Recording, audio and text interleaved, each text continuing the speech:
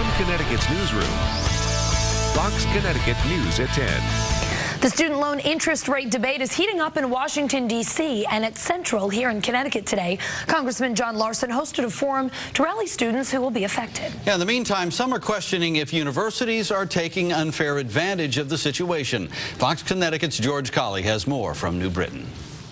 The American dream is at stake for the young men and women of our generation. A forum on student loans held by Congressman John Larson at Central Connecticut State University had the feel of an election year campaign rally. Tell Congress not to raise the interest rates on our student loans. Just 2 months from the deadline that would double the interest rates of Stafford student loans from 3.2 to 6.4%, a packed room of co-eds and educators listened and participated in the hour-long discussion. The total student debt for higher education is higher than the total credit card debt nationwide. Well, both Barack Obama and Mitt Romney support keeping the interest rates where they are today. We spoke to one man who says that the problem isn't with rising interest rates. The problem is with the skyrocketing cost of tuition. As long as the federal government continues to allow all this loans to be taken by the students and their parents, colleges are going to continue to increase tuition. Paul Lupo is a financial planner with a focus on helping families pay for college.